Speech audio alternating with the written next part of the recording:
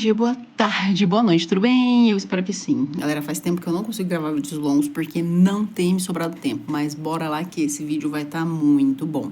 Veja bem, nós vamos assistir um vídeo aqui de 1 minuto e 20, que é de uma família que é um pai e uma filha, que eles têm uma casa desde 1997 e eles colocam câmeras pela casa para poder gravar ali os acontecimentos sobrenaturais que acontecem com eles.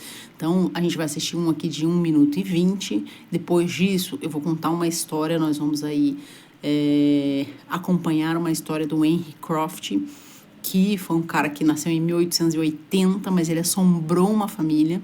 E esse, se eu não me engano, é o segundo episódio da segunda temporada do Eu Vi, ou Haunted, né?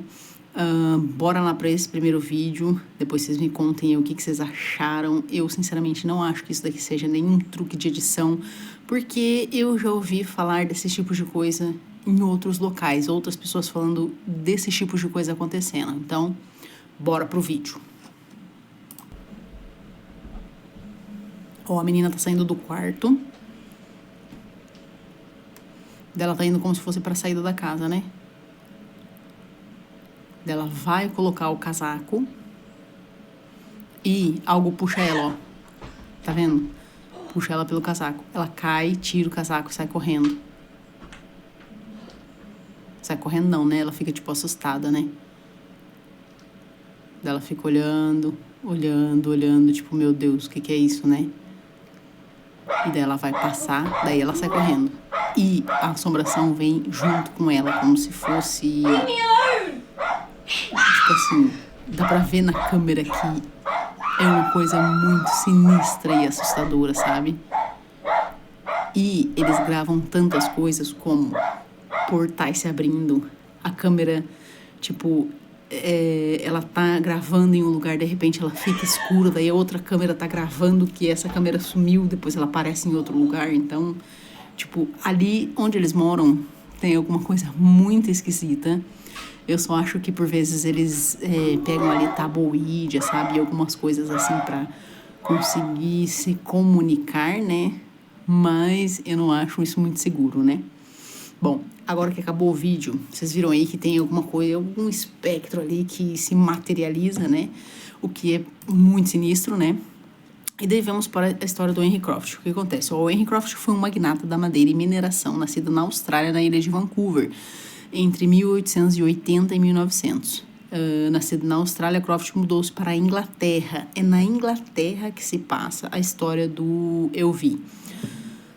Ainda jovem, foi educado lá. Mudou-se para o Canadá em 1883 e envolveu-se nas atividades de madeireira, comprando uma serraria, né? E daí o que acontece? Esse cara, ele... No começo ali é esquisito, assim, é como se fosse uma mineradora, né? Tipo, daí tem trabalhadores ali, e daí começa a desabar, e daí um cara aparece, tipo, um funcionário com a mão no pé desse Henry Croft, e ele tá fumando um charuto. E daí, na história do Eu Vi, tá o filho, no caso, daí tá a irmã, tá a mãe, um cunhado dele, que é marido dessa irmã, né? E eu acho que é só. E daí ele começa a contar tudo o que ele passou nessa casa. Quando eles se mudaram para essa casa, a mãe, tipo assim, tinha ficado muito feliz porque a casa era espaçosa e tal, e na verdade eles alugaram aquela casa, né? E daí o menino tinha lá por volta de uns 10 anos de idade, mais ou menos, e daí ele foi pra dar uma explorada aí na casa, né? Só que ele já disse que quando chegou lá, ele já sentiu que aquela energia não era boa. A irmã dele sentiu a mesma coisa, só que eles não podiam falar nada, né? E daí, até porque a mãe dele estava mega feliz, né? E era uma construção muito, muito, muito antiga, né? Era uma casa bem antiga. E daí eles tinham, tipo, eles chamavam de a cabana lá, né? Um local lá construído com pedras e tal. E daí o menino foi lá pra ver e ele viu uma mancha vermelha na parede. E daí ele não conseguiu entender o que era aquilo, né? Aí, assim, ele foi... A primeira noite ele falou que não conseguiu dormir no quarto dele, porque aconteceu algumas coisas ali sobrenaturais e ele ficou assustado, então ele foi pro quarto da irmã. E a irmã também tinha visto algumas coisas estranhas, então os dois viviam dormindo juntos porque tinham medo de tudo que estava acontecendo naquela casa, né? Daí teve um dia que eles chamaram uma amiga da irmã e mais um amigo do irmão pra ir lá na casa, pra brincar e tal. Eles eram crianças, né?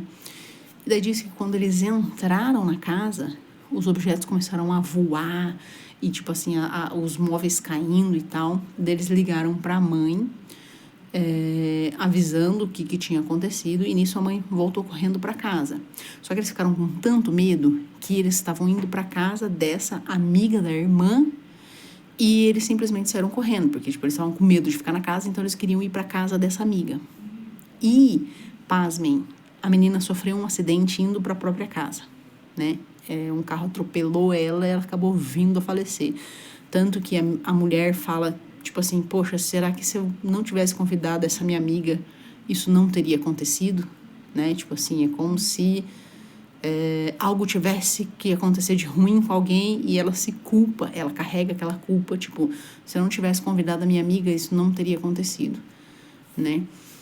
E daí a mãe diz que lembra que chegou na casa e que tava toda aquela bagunça, né? O menino dizia que acordava, tipo, de madrugada com os carrinhos dele de bombeiro e coisas assim, tipo, fazendo barulho sem ter pilhas, né?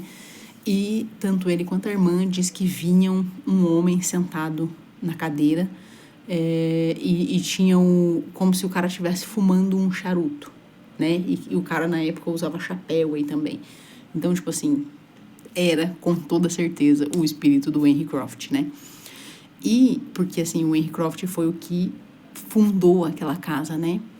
Depois, o menino começou a pensar, poxa, tem alguma coisa errada aqui, eu vou ter que entender o que está acontecendo nessa casa, porque ele já não aguentava mais, ele não conseguia nem dormir, né? De tantas coisas que aconteciam ali. E daí, ele começou a folhear aí nos jornais que tinham nessa cabana aí de pedra, e ele conseguiu ver quem havia morado lá, que era o Henry Croft, né? Qual que era a história aí do Henry Croft. E ele descobriu que aquela mancha era do inquilino anterior que talvez não tenha conseguido assim, ter psicológico, né, para lidar com tudo aquilo que estava acontecendo. E ele acabou tirando a vida dele ali naquela cabana. Então foi aí que eles foram descobrir o porquê daquilo, né? E no dia do acontecido, onde a menina acabou perdendo a vida, foi onde a mãe resolveu, não, a gente não pode mais ficar nessa casa. E a mãe, na verdade, já tinha passado por algumas coisas assim, só que para ela não foram tão perturbadoras. Mas os filhos, tanto a filha quanto o filho, ficaram muito traumatizados com tudo aquilo, sabe? Então ele diz assim, tipo, aquele espírito me perseguiu por muito tempo, né? E a irmã falava que não gostava de ir na parte da lavanderia, porque ela via pessoas andando por lá, sabe? Então ela não se sentia bem lá, era uma coisa, assim, muito pesada, era uma energia muito pesada, né? E isso é uma coisa muito interessante, porque, assim, para quem acredita, né? Assim como eu acredito na parte aí do espiritismo, né?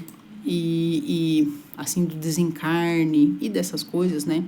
Ontem eu li uma coisa bem interessante, que deixa eu ver se eu consigo achar aqui para vocês, referente à reencarnação não, a cremação. Tipo assim, ó, meu marido fala que ele quer ser cremado, eu vou dar uma chegadinha pra cá pra eu conseguir entrar ali na minha conta e conseguir ler aqui pra vocês.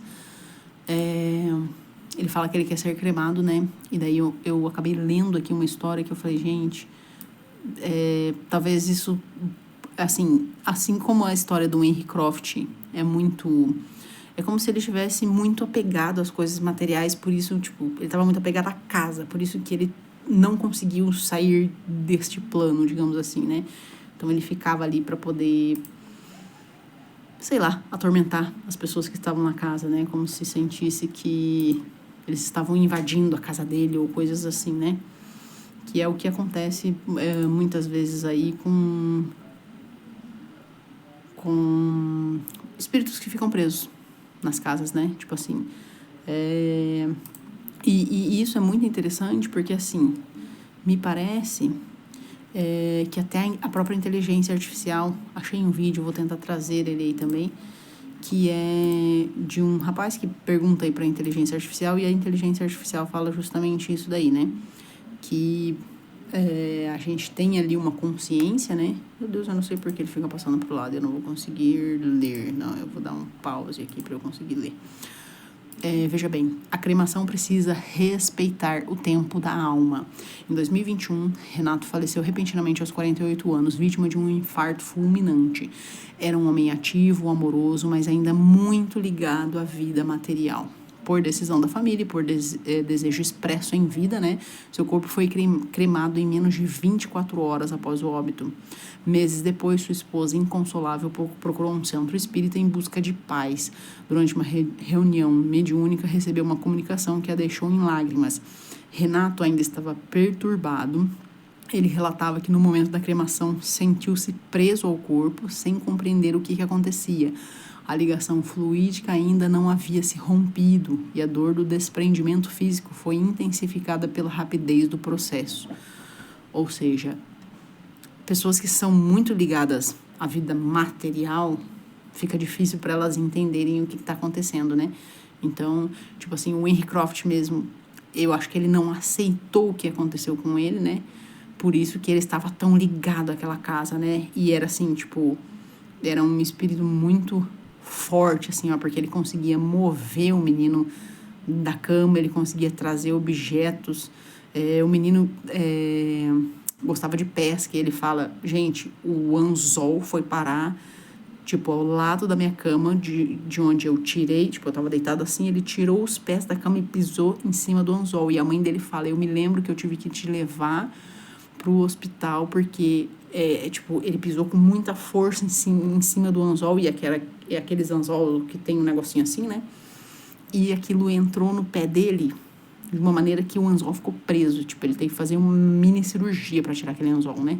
E ele fala, eu guardava meus anzóis em caixas, não tem como aquele anzol ter ido parar do lado da minha cama para quando eu saísse da cama, pisasse exatamente em cima. Então, do Henry Croft era um espírito bem ruim, né?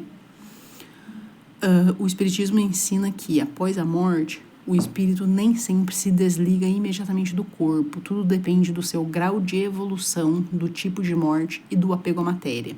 A cremação, embora seja uma escolha legítima, precisa respeitar o tempo.